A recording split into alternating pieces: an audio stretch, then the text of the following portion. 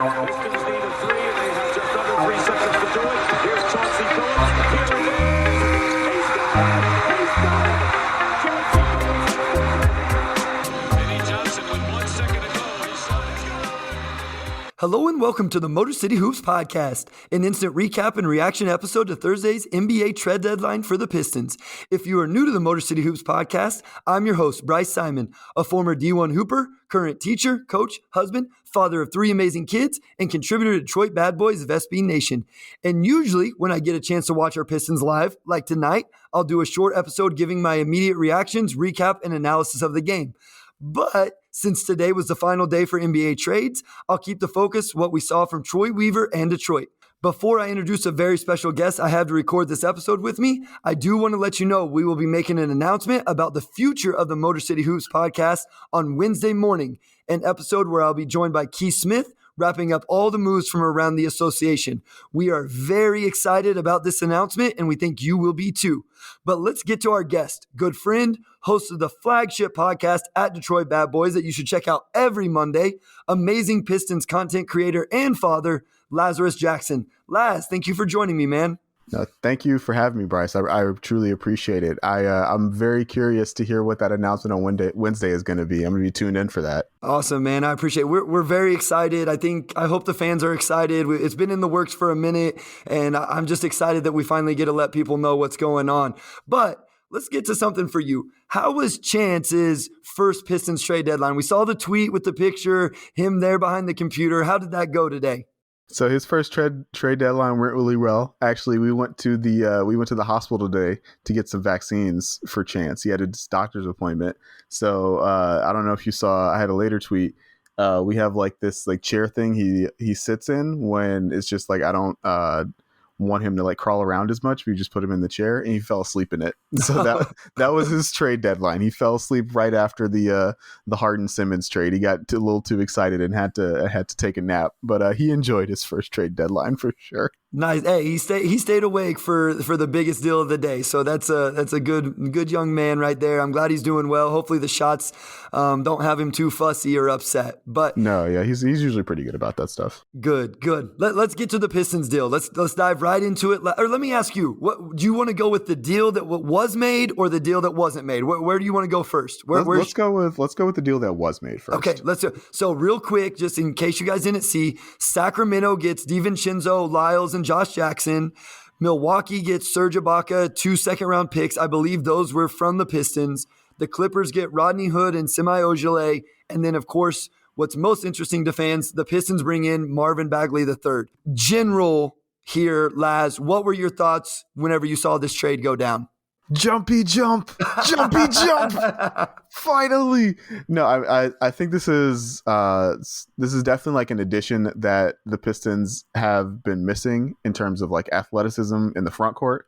I know like Bagley has the expectations of being like a former like high draft pick, but like as we've just seen from like the Josh Jackson experience, like maybe it's just better to like take him for what he is as opposed to like what he was drafted to be. And I think this is a good situation for him to step into because they put Lyles in the deal. Like I thought that they would get Bagley just because there have been a lot of signs like pointing to it. There have been a lot of reports from a lot of people about the Pistons' interest in Bagley. But like I was trying to construct it, and it's like if you didn't put Lyles or another big in the deal, you'd end up with like weird front court situations or situation where you have to play like Olynyk, Lyles, and Bagley all at the same time off the bench, and like that doesn't sound ideal.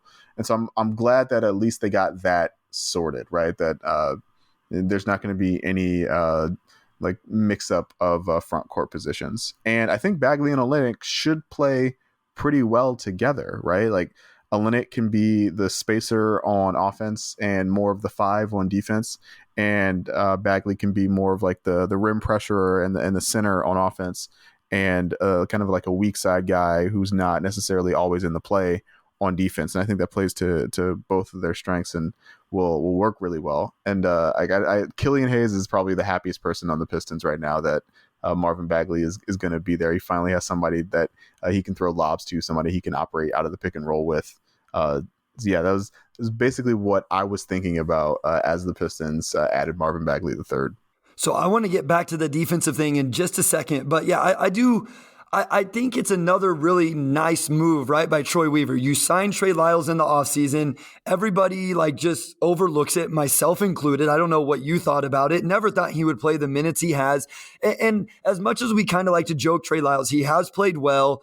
And as a small ball, I should say this, he's put up good numbers. I think I saw the other day, he's like the sixth leading scorer off the bench since, I don't know, it was the middle of December or something like that. Like, you take that guy who's not part of the future and you flip him, essentially, Josh Jackson also, but an expiring contract. I know 2 second-round picks isn't nothing, but you flip that for a young, promising guy who I do think fits a need for this team. And you brought up the thing with Kelly Olynyk, so let's just stick to offense. I was thinking about that as you were talking. I do think they fit well together. I do think that's nice. I've watched one game, and you tweeted this out as well, Laz. Like, the Kings just stuck him in the corner for that whole game. It was a 3 overtime game against the Lakers in November, I think it was. I watched every minute he played, and I can't tell you, I bet he didn't touch the ball more than 10 times, Laz. He just stood in the corner, and that shouldn't be his role. You can stick Kelly Olynyk in the corner and let Bagley the third run the pick and roll with Killian Hayes or even Cade Cunningham late in games. And so I'm excited to see what he looks like in that role. No, absolutely. And he's only shooting, I think, like 24% from three. He's shooting in the 20s from three. And so it's not good for him as well to just be like stuck in the corner. Like, if he was good at that, like, you would understand why they would do it.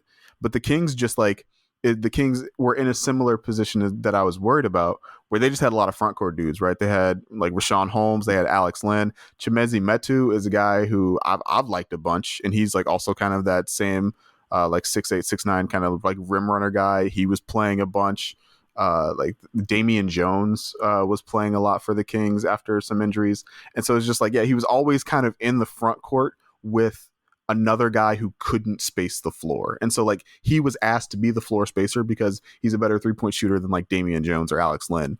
But like that's still not like what he's best at. In Detroit, hopefully he'll be asked to do what he's better at in attacking the rim, and I think he'll have more success doing it.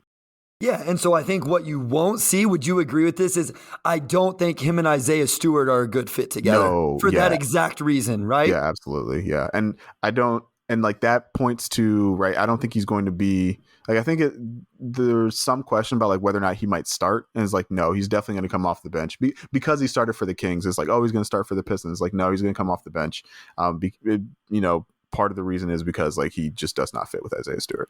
And so since you brought that up, the starting thing, I tweeted out, and I know it's not like I'm the one that found it. I actually had other people clue me in on it. But just so people understand the contract situation with Marvin Bagley III, he has a qualifying offer in the offseason. It's at $14 million right now. But if he doesn't start 41 games or play 2,000 minutes, which I don't think the minutes thing is even going to be a factor whatsoever. I think he started 17 games. That qualifying offer goes down to $7 million.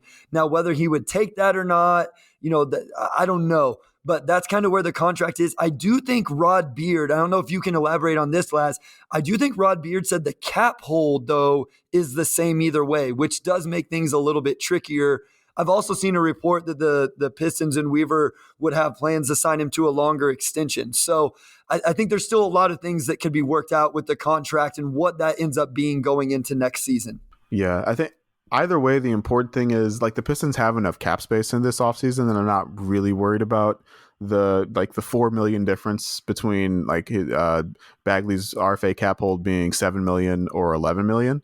Like if the Pistons were right at the cap or right at the tax, like that'd be an issue, but I don't think it will be. Either way, like they have his rights and they're able to match any offer he might get in restricted free agency. Now, obviously, like they just traded, Josh Jackson and Trey Lyles for him, so I don't know he's going to get like a max contract offer from anybody. But like the important thing is he's in your system, and you get to look at him before restricted free agency, similar to what they did last year with Hamidou Diallo, right? And much like Hami, you don't know like what the end result of that contract negotiation is going to be. Like Hami ended up getting, I think, less than a lot of people expected this offseason, and it ended up being like a good deal for the Pistons. And so you never know what's going to happen in restricted free agency. Yeah, I mean, that's what I say. I thought Hami was going to get a much larger contract. I've learned that I overvalue our Pistons players, like many fans. You are not alone. But so it'll be interesting to see. And obviously a lot will have to do with an expanded role, or what seems like, again, I've only watched one game at the time of this recording. I plan on diving into more as soon as we're done recording, as long as my wife doesn't kill me for being all Pistons all the time here right now. But, it just wasn't a role that was really conducive to him. So I want to go to the other side of the court, and that's defensively. And all I've seen, the only real biases I have going into my breakdown, the only things I really know or have heard about him was how bad he was defensively. He has to get better defensively. He's not any good on that end. I'll start it off with this, Laz, and then I'll give you a chance. I think he's engaged on the defensive end in the one game that I've seen. It was against the Lakers, mind you. He was getting to play, and it was a triple overtime game. I thought he was engaged. Now, engaged doesn't necessarily mean you're good on the defensive end. Doesn't look like he really protects the rim. I think his off-ball awareness leaves something to be desired, and he's not super agile on the perimeter. Like, he's not like Isaiah Stewart. He's a vertical better than Isaiah Stewart, but laterally, like switching out on guys, at least in that one game, I didn't see the things that we usually see from Stewart. So I'm interested to watch more film, but so far I'm not as down on his defense as what I think a lot of people were talking about with him. Yeah, I've kept an eye on Bagley for a long time, and his problem was always like the combination of inattentiveness and lack of like superior lateral stuff. So it's like he would get caught napping and be unable to recover a lot, and like that's a really bad combination. I think this year the attentiveness is up. It's like maybe that's just a repetition thing. He's played more defense, seen more defense played. Some of that I think is a positional thing. Like Sacramento's tried a lot of different things with Bagley. They've played him at small forward. They've played him at center. The very different responsibilities defensively. And so maybe he's just fine. As he has a more clearly defined role, he's more comfortable in the knowledge of like what he has to do defensively. And yeah, but at the same time, you're right. He's not like this superior defender. If he ever got to that level, he'd be a really interesting player. But I think it's fair to say at this point, he's like not the huge negative he's been in the past, but still not like great, still not good. I think that's fair. And I think all you have to do is get him to neutral. Now, Matt Issa, a good friend of the podcast, says that big guys you want to be a net positive, because they are on the back end of your decent defense, protecting the rim, those things. But I do think, I don't know, maybe I'm not trying to get too excited. I don't. Yeah, I think this is why you like don't play him at center, right? Like you don't make him the focal point of your defense. That was the next question.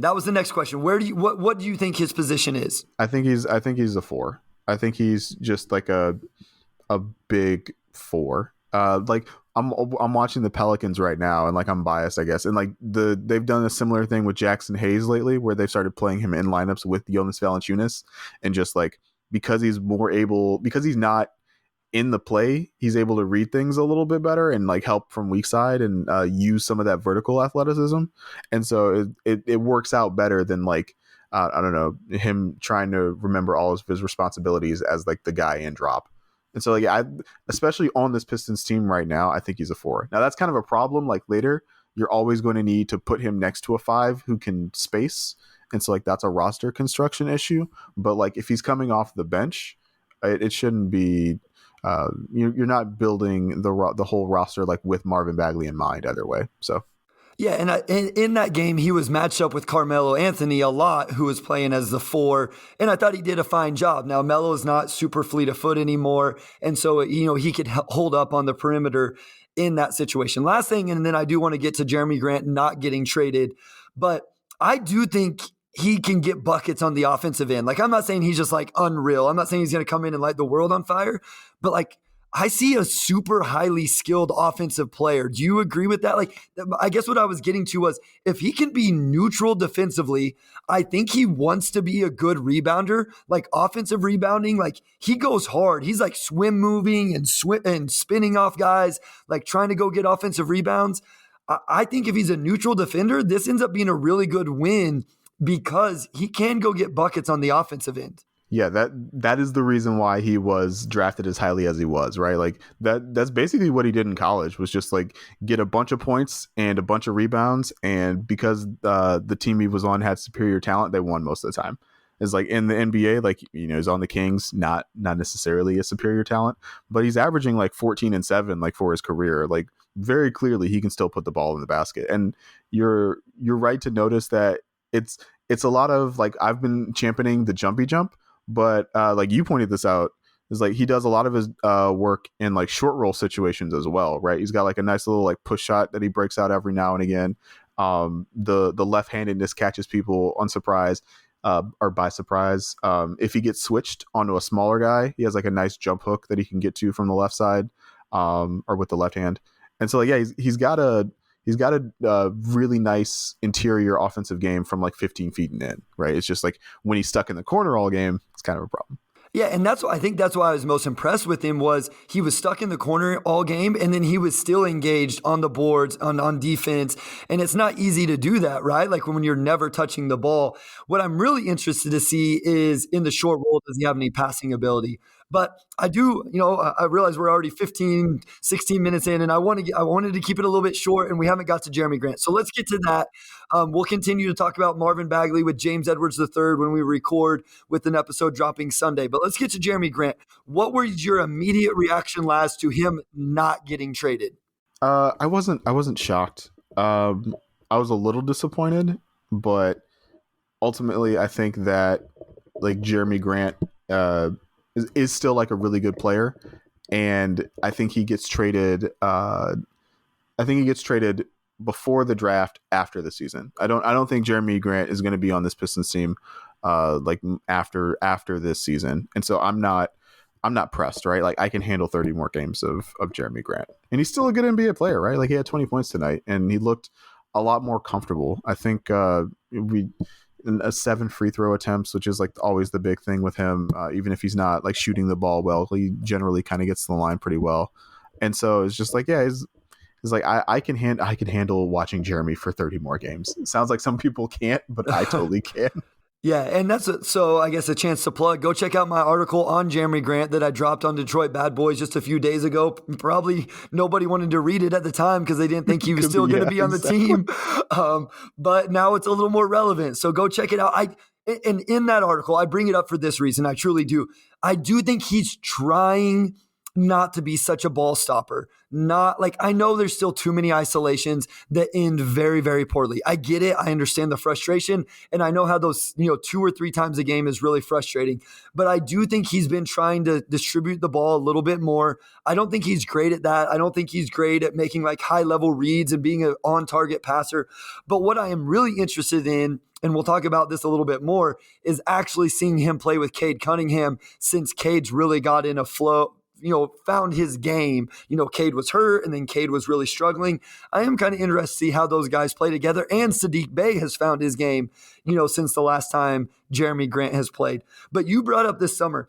Do you think the Blazers is the team? Because this is really interesting to me. The Portland Trail Blazers was a team that got brought up a lot with him, and I don't think it made sense for them to trade for him today, because I feel like they're kind of in tank mode the rest of the season, right? Like Damian Lillard's hurt.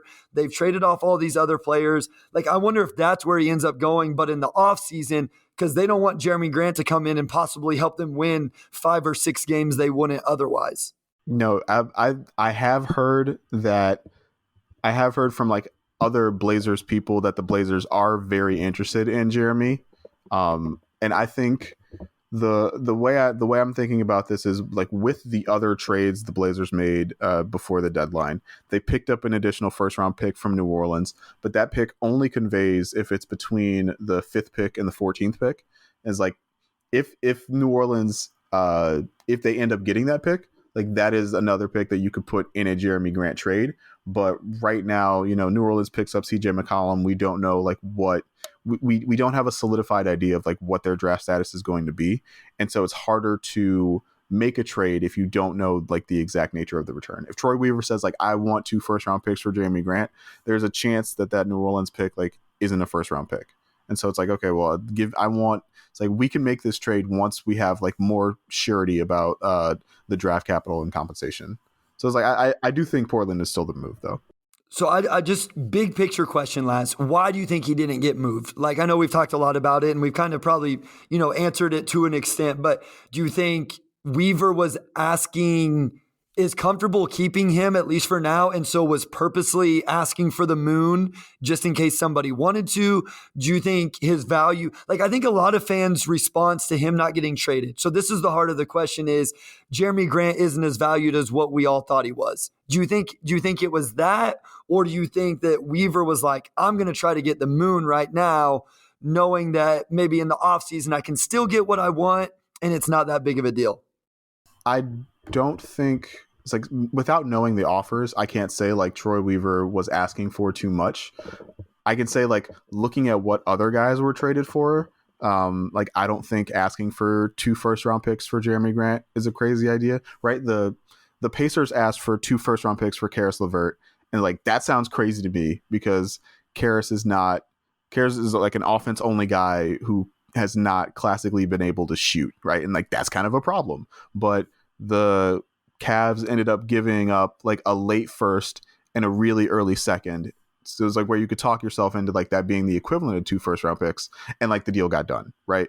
And so if the Pistons couldn't find a trade partner that had, the 28th and the 22nd pick or something like that, is like that team just wasn't out there, and you'll have to like find another some more like young player capital or like something else basically. But like I can't say that like Troy Weaver improperly valued Jeremy Grant, because like good players went for a lot on the trade market this year. Like if you couldn't get what you wanted, like there's no rush. The one that kind of got me excited that developed really late was the Brooklyn Nets. Like all of a sudden the Nets made that trade. They had 2 first-round picks, and it was like they got Drummond in that deal. So it's like Nick Claxton maybe could be available. So it's like, all right, yes, Jeremy Grant for Nick Claxton and 2 picks. Like, I'm in, and even people were throwing out Cam Thomas, the rookie for them. And so that one was just very interesting. Like, nobody talked about the Nets in this context of Jeremy Grant. And then with an hour to go in the trade deadline, right after Chance fell asleep, it's like the Pistons are in with the Nets, like I'm not going to lie. Like, my heart was racing today. Like, it's the NBA trade deadline. But I was just like glued to Twitter. I hope nobody that is my boss listens to this podcast. Yeah, I wondered about like a Claxton Bagley like fit, and so I was like, like I don't really know about that. But it's like, and like at that point they had already made the Bagley deal, if I'm not mistaken, and so it's like, okay, I don't know about all that. But yeah, no, I also like Nick Claxton is also a guy I've been interested in, so like I was also kind of like feeling the heat with you on that one.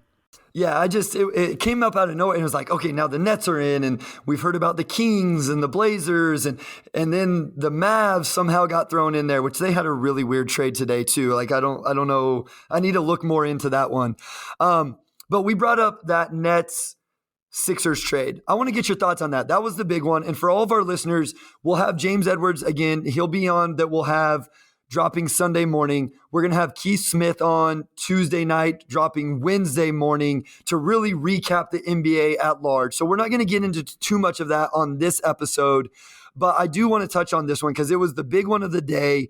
I don't think I believed it was going to get done. What were your thoughts? Ben Simmons, Seth Curry, Andre Drummond, and 2 first-round picks goes to the Nets in return. James Harden and Paul Millsap to the Sixers. So anyone who has followed me for a while knows I'm not a huge fan of Ben Simmons' game. But I do think that like this fit in Brooklyn is really great for him, because with Kevin Durant, he is not required to do any of the stuff that he very clearly doesn't want to do in the playoffs. It's like he doesn't want the ball in the playoffs. Like, that's fine. Give it to KD, and KD will take us home, right? But like for the first 40 minutes, just like play defense, run out in transition, like do your thing, get your rebounds, like dish to your corner shooters, and you're fine. I think the sneaky part of this is like Seth Curry. Yes. A pretty good addition for Brooklyn. I know they already had Patty Mills, who kind of does a lot of that, does a lot of similar things for them as like a movement shooter already. But having both of those guys like simultaneously, that's kind of interesting.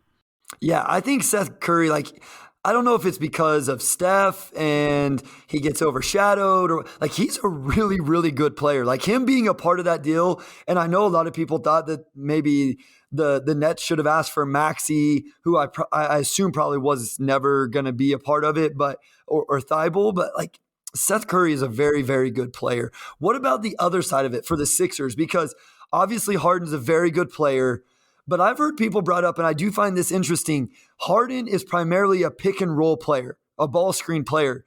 And Joel Embiid, that's not necessarily his game. He's like throw it to on the mid post or on the block, kind of these isolations. Like I'm kind of interested to see what that fit is. It's hard to blame them for making the move because at least now you get James Harden for the second half of the season when you obviously weren't going to get Ben Simmons. But what do you just think about that fit with Harden in Philly? My thing was going to be the thing was like you had nothing and now you have something, and the something is pretty good. So like that's probably a win from the Philadelphia perspective.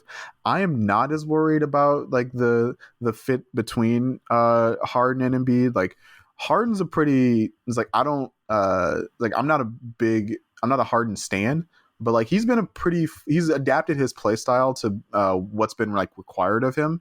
And so like if there's more like mid post isolation, like more short roll stuff, like I have no doubt that he can adapt to figure that out.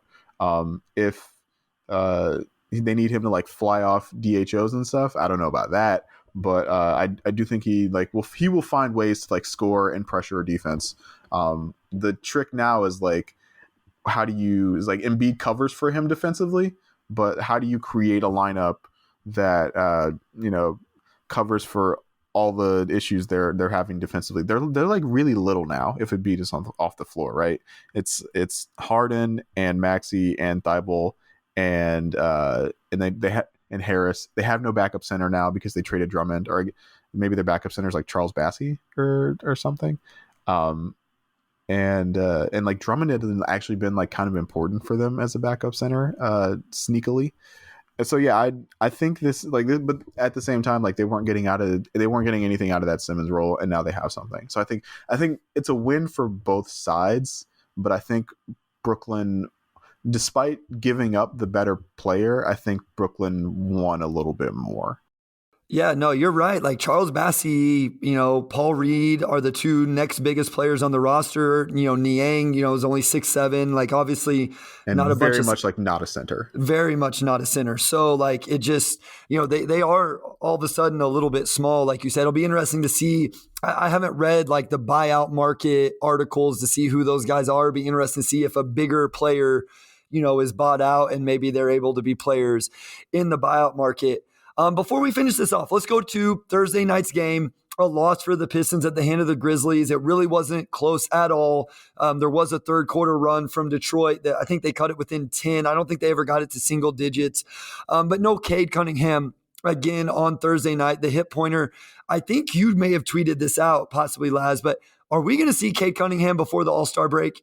I don't know. It looks dubious, right? I've seen hip pointers take a month to recover from. A couple people like tweeted some like WebMD stuff at me that like hip pointers take a while to recover from. That makes sense. Sure. I don't have a lot of experience with like how long it takes an NBA athlete to recover from a hip pointer.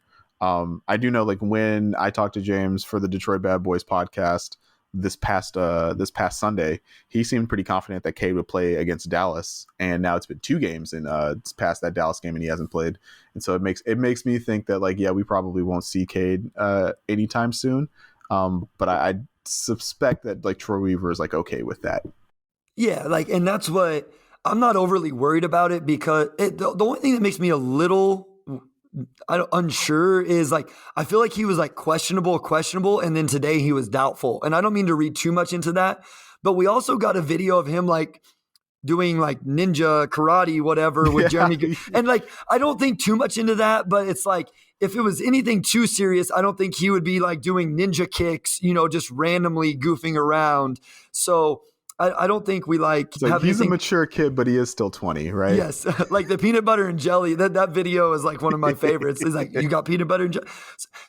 Okay, so I have to ask you about this. I'm not a fashionable dude at all. I'm old. I'm bald. I just try to match my clothes, but I don't have drip, as the kids say, or nice fit, whatever it is. But what did you think about the Grizzlies tonight? Because I thought that was awful. The uniforms? Yeah, with the like yellow, gold, whatever leggings. I don't. I'm also not a super fashionable guy, but I didn't love it as well. I just don't think like the yellow doesn't really work for them as like an accent color. They got some beautiful alternates, right? They have the MLK Day jerseys they bust out with like the gold and the black. Like those are dope. Those are great. But yeah, I don't love the yellow. Yeah, like I said, I usually don't pay attention to that stuff, but like it just kept like drawing my eyes to it, and I was like, I don't like this at all. And like Zaire Williams has got like the knee-high yellow socks, Yes. right? And you're like, yeah, I get you. I'm pretty sure Steven Adams was the only one that didn't have any of it. He's like, I'm not messing with this. I'm just here to go to work and get, and do my thing, and he did. We did see some Garza minutes tonight. What'd you think? I thought he brought some good energy. I know he kind of set Twitter on fire. We're not going to get into all that, but here's my one thing. This is the reason I bring up, like, he hasn't been the shooter I thought he needs to be. Like that's been my thing with him and he did some energy plays, no doubt about it, in the second quarter. But I kind of wonder if the shooting is going to be there, because to me, that's the X factor in terms of, we know he's not going to be great defensively, but the shooting really that's to be the first thing that he hits, and we just haven't seen it from him. Yeah, he hit his 1-3 attempt tonight, right? And he had another 20-footer when Steven Adams was in drop, and Steven Adams is just like hanging out below the free throw line, and so he just like pulls the 20-footer and misses it. And like I'm fine with those shots, but I do think you're right in that as if he's going to operate as like a mainly offense big man in the NBA, like he needs to be a much better 3-point shooter than he's shown at the NBA level. Yeah. So last thing, and then I'll get you out of here. Kelly Olynyk, man, like I was excited. Like I talked myself into being very excited, and I think that the player I thought he was going to be would fit really well, but man, he's been struggling. Not that he was great pre-injury, but since the injury, then he went on COVID. He had a huge game against the Kings in his first game back, and then he's just really struggled. I don't even know if he's hit a 3 in I don't know how many games. I just really feel like, I don't know what my question is to you, Laz, but I just feel like if he would play better, that would be huge. Like I know we get so upset about how bad the Pistons look, but Cade Cunningham doesn't play, and Kelly Olynyk, who should be your third, fourth best player, is playing awful right now. Like, I don't know. I just feel like they really need to get him playing better, and that would help out that second unit a lot. Yeah, I agree. It's been really frustrating to watch. It's been really frustrating to watch the offense like operate for a stretch. Like Kelly Olynyk is the guy he was brought in to be, and then it not work because he doesn't look fully healthy. Like Killian Hayes in particular looked really frustrated with him during that Dallas game. And you could tell there were times during like this Grizzlies game where he's just like, okay, it's like, I'm not going to pass you the ball because you're not, it's like, because I don't trust you. But I will say as the game went on, Olynyk looked like he was loosening up a little bit. I don't know if maybe like Sean pointed this out on Twitter, is like Olynyk started like setting more off-ball screens for guys like underneath the rim to like free up space for teammates to finish. Is like maybe maybe he just can't get out of the way because he's too slow now. It's like perhaps he's weaponizing slowness, which would be an interesting direction for Olynyk. But yeah, his inability to be teams still play him like he can shoot, which is like somewhat helpful. But if teams stop respecting the shot and he keeps shooting as poorly as he is, that's gonna bode very poorly for the Pistons. And we talked, to bring it back to Bagley, right? Like if he's not spacing the floor for Bagley, that cuts off some of those passing angles, right? That makes those like short roll reads a little bit more tough. And so I hope Kelly Olynyk is just getting his win back after COVID, and that he figures things out, because the Pistons could really use the offensive skill set he provides. And I guess that's why I think it's important. It's not necessarily about wins and losses, even though I do think this team needs to get a win. But it's like I look at that second unit whenever the team is fully healthy and you get your normal starting lineup. And I just get excited about the thought of watching a Killian Hayes, Frank Jackson, Hamidou Diallo, Marvin Bagley III, and Kelly Olynyk. Like, I don't know about other Pistons fans, but like that is a lineup that I'm here for in the second unit. Like I think that should be fun. I think there's a lot of good basketball IQ there. I think there's a lot of skill. I think we could see some really good offensive possessions when all five of those guys are like not playing at their highest level, but at least close to it. Like you have enough. Shooting's a little bit questionable, I guess, but I think you have enough. But again, like you have a short roll, pick and roll guy, you have a pick and roll ball handler, you have a shooter in Frank, you have an athlete in Hami. Like I just like the idea of watching that second unit, and so it excites me if they can all get back to playing well. No, absolutely. And that's a unit that should also be able to like get up and down the floor and run a little bit as well. Like Olynyk is good in transition when he gets the opportunity. Bagley is a opportunistic like transition guy in Sacramento. You'll as you watch more Bagley film, you'll probably see a little bit more of that. We know the athlete that Hami is, and we know how often he likes to get out in transition. And obviously, like Killian Hayes is a really great distributor when they're playing quicker. And so, like, I think that bench lineup definitely has a lot of potential. I would like to see it as well.